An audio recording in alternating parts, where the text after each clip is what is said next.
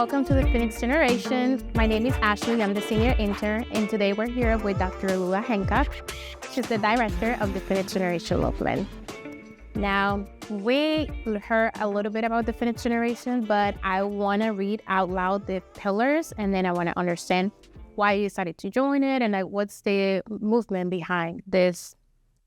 So they are youth leadership, educational empowerment, inclusivity, positive activism, and community collaboration. Why you chose, or like the Phoenix Generation itself, chose these 5 pillars as opposed to others to be the representation of what the Phoenix Generation is about? Yeah, so the Phoenix Generation really, I think, is a leadership movement. Youth already have leadership capacities that often they don't believe that they have. And I think that the community actually would be open to them setting more into a leadership space. So I think that leadership, as far as youth goes, is extremely important.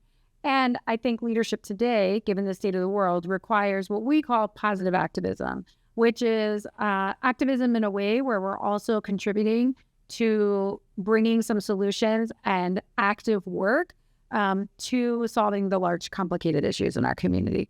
And also with this generation, I think it doesn't make sense to not have inclusivity. This is the most diverse generation that the world has ever seen. And all backgrounds, types, neurodiversity, everyone needs to feel included in the movement. Like, we're at a place where every youth should feel like they can be a part of this. So I think that, those pillars were created, us talking to students. Everything we do is by students for students. I am the only full-time person who works for the movement. And I think that that is a really important part of it, is that youth are creating the language, creating the content, thinking about what would inspire other youth to be a part of the movement. All of these things, when youth get engaged with them and they're actually taking action, I think it creates a sense of hope and positivity. Like, I can see that I'm actually making an impact. And I know how to do that now. I think as humans, all of us, regardless of our age, want to be of service in some way. It's like an internal desire. And so when we can create a platform where they can have access to those type of things, then they feel really hopeful and joyful. I heard somebody use the quote yesterday that I love, that like a pilot without a plane is just a pedestrian, is the quote that I heard. And I love that, because I think students are ready to be pilots, ready to fly, but where's the plane for them? Like, they're not getting good role modeling necessarily. It's hard to figure out ways to engage in the community. Sometimes you're afraid to engage because what if you offend somebody or you say the wrong thing? So we have to create this plane, this like container for students to do this positive work. As a youth myself, I'm incredibly grateful that I have this platform where I can hear people like you talk more about why you're so adamant to work with youth and what's the motive behind, because I feel like a lot of times, just because we're youth, we get disregarded. And at the end of the day, we're the future of society, and it's in our hands to create the community that we wish for. Absolutely. Even when you think about like inclusivity as a larger society, it includes us listening to youth voices. If we instead stereotypically say youth maybe are self-centered, or they're on their phones all the time, or they, whatever it is that we think about, that to me means that you haven't talked to a lot of youth.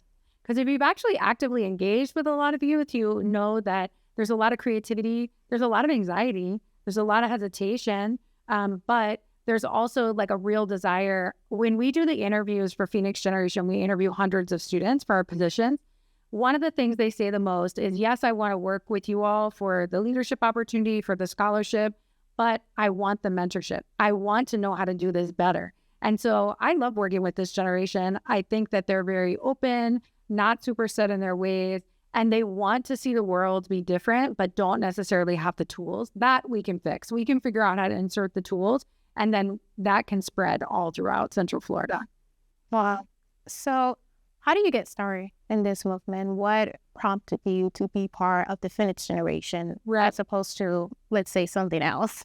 Yeah, I think it's really interesting and sort of like natural, like this natural progression. I feel really blessed because when I go back 30 years ago, being a student at Rollins myself, I was given those first opportunities to engage, to sit in an anthropology class, a sociology class, and hear things I'd never heard before, to meet people I'd never met before, from countries, from socioeconomic backgrounds, from religious backgrounds, from ideologies that were not like my own. And it really blew my mind and really opened my heart to be like, man, this is amazing. There is so much to learn and so much we could do to help each other. If we could increase our listening, increase our connection with each other, I genuinely believe we could solve all the world's problems if we actually sat down. We handle really complex things. We've created really complex ways to go to war, etc. I think we could create really complex ways to get to peace. I believe this. So I think it started way back then as a student. I decided to get my master's in conflict resolution. I didn't know what I was going to do with it, but it felt right. I felt like I wanted to be able to be a peace builder. I didn't know what that meant, but I really cared about learning about interpersonal communication, how we do a better job of connecting with each other. And then when I got my doctorate in higher ed leadership, so I worked in higher ed for a long time. So my whole career has been with youth. So when I got the offer from the Ginsburg Foundation to work on a conference originally, and then a full movement to engage Central Florida youth, particularly in helping with their leadership, their skill development. I was like, this is perfect. Who wouldn't want to do this? I feel every day when I come to work, many times it doesn't feel like work. It feels really lucky. I would say also what's very cool about the Phoenix generation is it's a little bit hyper-local and place-bound. When that happens and you have the kind of focus of the amount of students that we have, because we have students in every local college and university and many of the high schools, you can start to see the impact on the culture. And you can start to see the impact generation after generation as they mentor each other. Now we have fellows mentoring new fellows, mentoring new fellows. So I love this hyper-local connect. And we have so many dreams of the more things we could do. We want to have high school leadership camps and bring students from different parts of Orlando together to meet each other, to stay in the same place, to work on leadership development, to work on problem solving. We work with the mayors. We work with the state representatives. It's just an amazing opportunity to bring youth to the space that they deserve to be in. Hear you saying that and how integrated you are with the Phoenix generation movement. What do you think is the trait that aligns with the pillars of the movement that you see in other youth that you seek? The what? So the traits. Oh, traits. This is a language warrior. Okay. So, hearing you talking about the Phoenix generation, how passionate you are about it and integrated, I want to know what are the traits that you seek in youth that can make them suitable to be part of the Phoenix generation. Well, I think one is curiosity. And I think a lot of people are curious. I'm okay if people are not yet confident. That's not a trait that I think you have to come into the Phoenix generation movement. That's a trait you can develop here. I also think that, just this genuine curiosity, this desire to connect with other people, that is, to me, the most important quality. If you choose to be a part of this work, you've decided, I'm not just going to sit in my room and be on Netflix or the phone. I might do that sometime. But I'm going to step out. I'm going to go visit a community or a person that I might not have normally interacted with. I'm going to expose myself to an idea that I've never heard before. I might agree or disagree with it, and that's okay. But I'm going to put myself out there. And that means there's going to be some discomfort. And I want people who are okay with at least leaning into that discomfort a little bit, because that's where we're going to make the change. If we all stay in our own neighborhoods, our own churches, our own houses, our own, we go home, we close the garage door, we're going to be disconnected. And, we participated in a book club together that was amazing, where they talked about how this disconnection in our society and this profound loneliness is physically making people ill. And that we have to instead choose to be in community with each other. And it's not like the old days where everybody got together to play bingo or maybe went to church together. So we have to create community for each other. We have to adapt. Yeah. Times have changed. Yes. So do you think you were that way when you were younger? Do you think you had those traits, or is that something that you foster? How do you think you became the woman that you are today? Yeah, I don't really know. I think that my parents were always my dad went to Vietnam. He came back. He was a nurse. And then later he became a doctor later in life. So the value of education was always big in my family. How do you work to fight for education for yourself, to expand your ideas? But their jobs and their education in my family was always tied to, and then how does that make you of service to humanity? Always. So to me, those were interconnected always from my parents. I think also growing up, part of my childhood, on a Native reservation, there was a connected society to each other and to the earth that was just a given. Like you were in community with each other. If the kids were playing outside, you actually couldn't tell like who was related to who. Like really it took a village, and that connection to me always made sense. I feel very connected to other people, to the earth, and to this work that we can do more together than we can separate.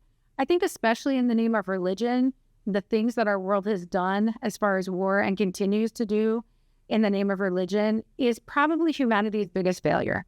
Like how could that be that we took something so pure and turned it into a way to kill each other? Like that doesn't sit right for me.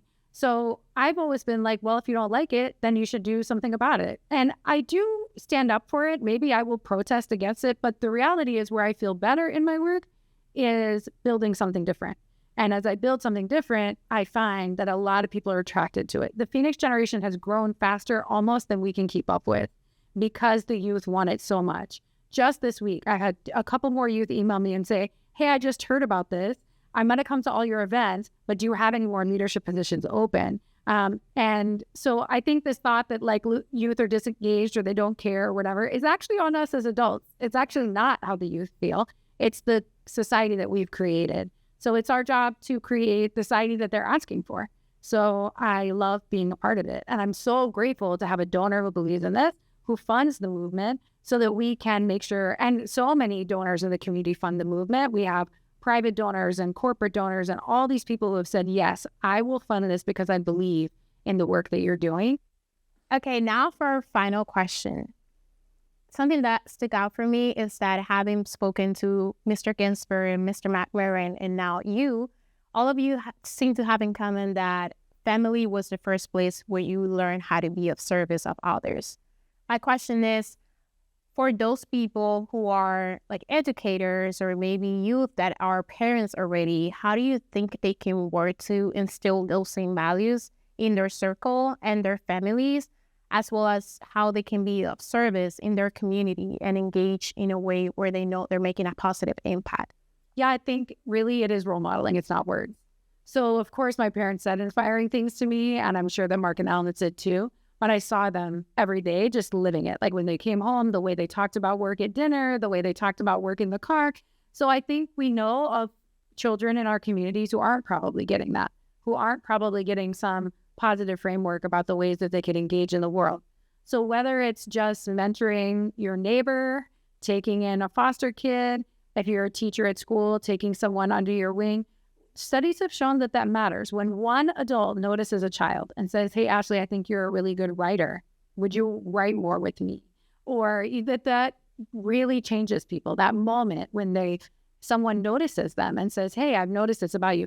So I would encourage every adult to think about that. It's all of our responsibility to do that for our community. And there's plenty of kids who aren't getting it. It doesn't have to be through a formal program. It can be like, Big Brothers, Big Sisters, but it can also just be paying attention to what's happening in the world, talking to children and youth. Sometimes actually adults don't talk to children and youth. We talk to each other as adults and don't talk to them. So just that type of connection, But I would say from working with youth also that even if you don't have that, what I noticed when I worked in a youth program and I asked them, like, why are you striving to go to college and reach this education when you haven't had it before? Half of them said, I want to do this for my family. They've sacrificed so much for me. They've given so much. I want to give back. And the other half of them said, someone doubted me and thought I couldn't be here, and I'm going to prove them wrong. So even if you don't have it, if you know in yourself that being of service to the community, doing this work, being a leader, stepping up is what you need to do right now, you can do it anyway. Thank you. Yeah. Thank you so much. Thank you for being here with us. Thank you for being part of the Phoenix generation. And thank you to all our viewers. Bye.